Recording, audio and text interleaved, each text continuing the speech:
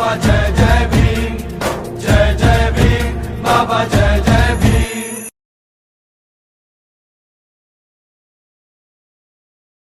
सोमवार दिनांक 3 जनवरी 1831 को एक समाज सुधारक जिन्होंने स्त्री शिक्षा की नींव रखी, बहुत सी कठिनाइयों का सामना करते हुए लड़कियों के लिए पहली पाठशाला खोलने वाली विद्यादायिनी का जन्म हुआ।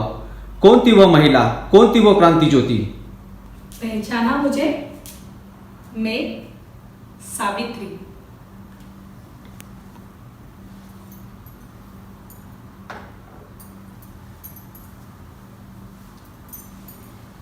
जी हाँ, मैं सावित्री ज्योतिराव फुले बोल रही हूँ। सातारा जिले के नायगांव के खंडोजी निवासी पाटिल इनकी मैं कन्या। उम्र के 90 साल में ही मेरा ज्योतिराव गोविंदराव फुले इनसे विवाह हुआ, जिन्हें मैं शेरजी कहती थी। मुझे भी शिक्षा लेनी चाहिए, यह शेरजी की बेहद इच्छा थी, इसलिए उन्होंने मुझे पढ़ना सिखाया। लेकिन मेरे हाथ ऐसे कपकपाते थे। इन्हीं कपकपाते हुए हाथों को शेरजी ने थामकर अक्षरों को लिखना सिखाया। मैंने पहला अक्षर लिखा शेरजी, और इस तरह शेरजी की सावी घर वालों का विरोध होकर भी शिक्षित बनी। 1 जनवरी, जी हाँ, 1 जनवरी 1848 में हमने पुणे के भीड़े बस्ती में सर्वधर्मीय लड़कियों के लिए पहली पाठशाला खुली। इस पाठशाला की मैं पहली शिक्षिका और मुख्याध्यापिका भी बनी। शिक्षा ये शेरनी का दूध है, और ये शेरनी का दूध मैं अपने बच्चों को देने वाली थी। भेड़ बकरी की तरह जियोगे तो काम तमाम, लेकिन शेर जैसे जियोगे तो होगा नाम। कार्य बहुत कठिन था, लेकिन हम थे शिवराय के मावलाओं के वंशज। ऐसे डर जाना या पीछे हट जाना यह हमारे खून में ही नहीं था। यहां लेकिन सनातनी लोगों ने कुहार मचाया। धर्म डूब गया, धर्म डूब गया, अनर्थ हो गया, ऐसे वो शोर मचाने लगे। मैं पूछती हूं, सर्वसामान्य मनुष्य ने शिक्षा लेने से कैसे डूब जाता है इनका धर्म? इतना खोखला, इतना कमजोर होता है इनका धर्म? शेरजी ने मुझसे कहा, सावी, हमें बहुत से लोगों के आंखों के आंसू पोंछकर उन आंखों में सपनों की नई बाग खिलानी है। अज्ञान का अंधेरा दूर कर कर ज्ञान का प्रकाश फैलाना है। मनुष्य को मनुष्य की तरह खड़ा करना है। बोलो, इस कार्य में दोगे मेरा साथ? मैंने सिर्फ हामी नहीं भरी, बल्कि प्रत्यक्ष इस कार्य को शुरुआत ही कर डाली। मैं स्कूल जाते समय कोई मुझ पर कीचड़ फेंकता तो कोई गोबर फेंकता, कोई पत्थर मारता तो कोई गाली गलौज करता, लेकिन ये सब कुछ मैंने अपने बच्चों के लिए सहा। लेकिन एक दिन स्कूल जाते समय एक धटिंगड़ मेरे रास्ते में आकर बोला, अरे ओ मास्टरनी, कहां चली? पीछे पीछे हटो, हमारे लड़कियों को पढ़ाना बंद करो, नहीं तो तेरी इज्जत लूट लेंगे। पुरुषों का सब कुछ स्त्री की इज्जत के पास आकर कैसे रुक जाता है? शायद वो भूल गया होगा कि मैं खंडोजी निवासी पाटिल इनकी कन्या और ज्योतिबा जैसे पहलवान की पत्नी थी। ऐसा उठाया हाथ और दी उसके कान के नीचे। वैसे घबरा कर, खुद की ही बेइज्जती होकर, शर्म से नीचे गर्दन करके वो वहां से चला गया। उसके बाद किसी ने मेरे रास्ते में आने की हिम्मत नहीं की। क्यों महिला ने सब कुछ सहना चाहिए? हर स्त्री को अपनी अब्रू की रक्षा स्वयं करनी आनी जरूरी है। स्त्री किसी भी जाति की हो या धर्म की, अन्याय की शिकार हमेशा वही बनी है। स्त्री का पति मर जाए तो उसने सती जाना, बाल मुंडन करके अपने आप को विद्रूप करना, उसे एक ही कक्ष में कैद करके रखना। अरे उस स्त्री का पति मर गया तो उसमें उस स्त्री का क्या दोष? हर व्यक्ति को, जी हां, हर व्यक्ति को अपनी जिंदगी जीने का और उसे खुशी रखने का अधिकार है। इसीलिए हमने आवाज उठाया और नतीजा सामने आया। अंग्रेज अधिकारी ने सती बंदी विरुद्ध कानून लाया। नाइयों की केश मुंडन के विरुद्ध हड़ताल करवाई। काशीबाई नातू, कच्चे उम्र की बाल विधवा, अपने ही रिश्तेदारों से वो पेट से थी। ऐसे में बदनामी होती है तो वो केवल स्त्री की। इसी बदनामी को तंग आकर वो खुदकुशी करने निकली। नहीं, मुझे नहीं जीना है, मुझे मर जाने दो, मुझे मर जाने दो। ऐसी मौत के लिए गुहार लगाने वाली काशी के साथ हम डटकर खड़े रहे। उसके माता पिता बनकर उसके बच्चे की प्रसूति की। उसके बच्चे को हमने गोद लिया। बच्चे का नाम रखा यशवंता। ऐसे एक दो नहीं बल्कि सैकड़ों बच्चों की प्रसूति हमने की। शेठ जी ने तो बाल हत्या प्रतिबंधक गृह और प्रसूति गृह ही शुरू कर दिए। हमारा घर आंगन बच्चों की किलकारियों से, दौड़ने वाले बच्चों से भर गया। 24 सितंबर 1873 में शेठ जी ने सत्यशोधक समाज की स्थापना की। मैं भी इसमें शामिल होगी। शेठ जी जैसा सोचने लगी, भाषण करने लगी। काव्य फुले, 52 कशी, सुबोध रत्नाकर ऐसे काव्य संग्रह प्रकाशित किए। शूद्रों अतिशूद्रों का उत्थान उद्धार कैसे किया जाए, इस पर विचार किया, जोर दिया।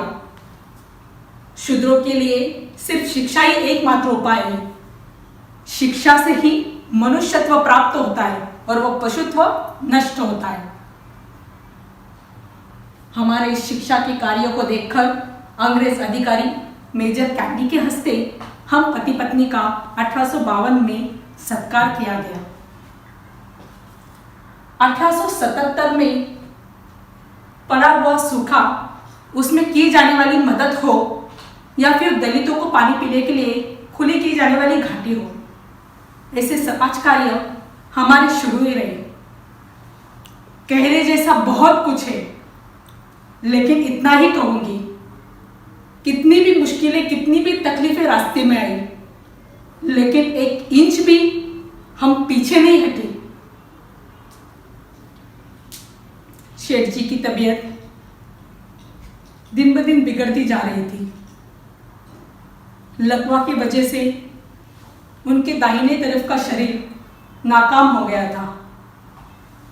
पर इस परिस्थिति में भी शेठ जी ने अपने बाएं हाथ से सार्वजनिक सत्य धर्म यह ग्रंथ लिखा और आखिर 28 नवंबर 1890 को शेठ जी हमें छोड़कर चले गए। मेरा सिर्फ जीवन साथी नहीं तो मेरा कार्य का साथी, मेरा वैचारिक हिस्सेदार, मेरा सहारा, मेरी प्रेरणा, मेरा सब कुछ ऐसे शांत हो गया था।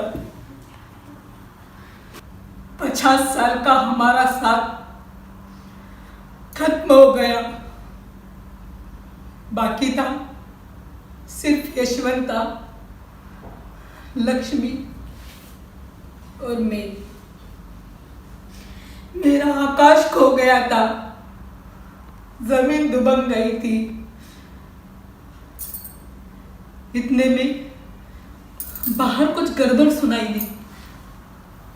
महादेव और सदबा अर्थी को कंधा कौन देगा, तितवी कौन करेगा, अग्नि कौन देगा, इस पर बहस कर रहे थे। यशवंता हमारा बेटा नहीं, हमारा खून नहीं। ये सुनकर इस परिस्थिति में मैंने उनको कहा, यशवंता मेरा बेटा है और मां होने के नाते मैं कहती हूं कि सारे कार्य यशवंता पार करेगा। ये कहकर मैंने तितवी यशवंता के हाथ में थमा दी और हम मां बेटे पार्थिव शरीर के आगे चलने लगे। हजारों का जन समुदाय इस शव यात्रा में शामिल हुआ। पार्थिव को मुठा नदी के किनारे अग्निदाह मैंने स्वयं कराया। जिन्होंने घर घर जाकर ज्ञान प्रकाश के फूलों को बरसाया, वो धपधपता हुआ क्रांति सूर्य उस धपधपते हुए अग्नि फूलों में अदृश्य हो गया।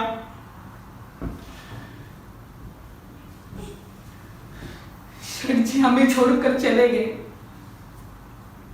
लेकिन उनका वो कार्य हमने वैसे ही जारी रखा। आगे जाकर पूना में 1897 को प्लेग की महामारी आई। बगल में गार्ड आकर लोग मर रहे थे। मैंने यशवंता को वानवड़ी और घोनपरी के बीच में अस्पताल खड़ा करने के लिए कहा। घर घर जाकर मैं मरीजों को अस्पताल लेकर आने लगी। प्लेग ये छूने से फैलने वाली बीमारी थी। आज न कल वो मुझे भी होने वाली थी, लेकिन मौत के डर से मैं अपने कार्य के पीछे हट जाऊं। अरे हम जिए ही समाज के लिए, और ये कार्य करते वक्त अगर मृत्यु आ जाए तो ये मृत्यु तुम्हारा स्वागत है। अरे सावित्री से सावित्री बाई और सावित्री बाई से सावित्री बाई बनी हूं मैं। दलित मरीजों को हाथ लगाने के लिए कोई तैयार नहीं था। ऐसे में 11 साल के बच्चे को मैंने अपने पीठ पर लाद कर उसे अस्पताल लेकर आने लगी। और प्लेग उस समय मुझे भी हुआ। यशवंता का प्रश्न था, माई आखिरी इंजेक्शन है, किसे दूं? मैंने कहा, बेटा यशवंता, इस बच्चे को दो। अरे इसने अभी तक ठीक से दुनिया भी नहीं देखी। इसे मेरी आखिरी इच्छा समझ। अरे ये पुराना पेड़ तो कभी ना कभी तो गिरने ही वाला था। मेरी आज्ञाकारक यशवंता ने मेरी ये भी आज्ञा मानी। आंसू से भरे हुए उसकी आंखें मैंने देखी। हे मृत्यु, मुझे बस एक क्षण दे दे, मैं मेरे सब साथीदारी को याद कर लेती हूँ। शेर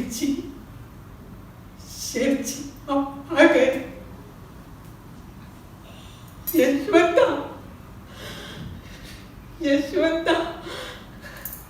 देखना कौन आया है। शेर जी, यशवंता देखना। यशवंता